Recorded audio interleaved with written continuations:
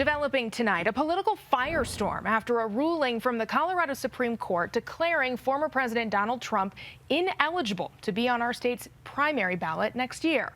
The Colorado Republican Party now says if that ruling stands, it will withdraw from the primary as a party and hold a caucus instead. Tonight, the Trump campaign is urging the United States Supreme Court to act fast. Your political specialist, Sean Boyd, joins us live in studio. And Sean, you have been following this since 6 Colorado voters filed that lawsuit. What happens if the U.S. Supreme Court doesn't rule until after Colorado's ballots are set? So Trump has vowed to appeal, and as long as the U.S. Supreme Court agrees to take up this case, and I do think it will, his name will be on Colorado's primary ballot. But if the U.S. Supreme Court upholds the state court's ruling, none of the votes for Trump would count.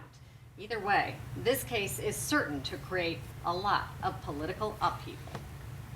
Former President Donald Trump told voters in Iowa Tuesday that he has plans for when he gets back to the White House. We will throw off the sick political class that hates our country. But if the Colorado Supreme Court's ruling stands, Trump won't hold any political office ever again. In a 4-3 ruling, the court found the former president engaged in an insurrection on January 6 and under the 14th Amendment is ineligible to hold office. The ruling comes less than 4 weeks before the Iowa caucuses, and analysts on both sides of the aisle say Trump will likely benefit from it in the short term. Every time he's indicted, which has been like 90 times now, his numbers go up. But I actually think, Sean, in the long term, this probably hurts him.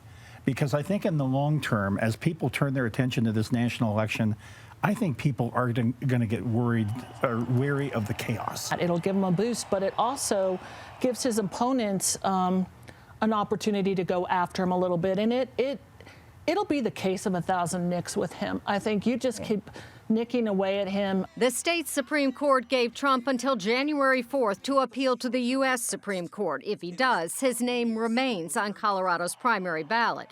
But votes for him would only count if the nation's highest court overturns the ruling. We're likely to get a decision from the United States Supreme Court sooner rather than later.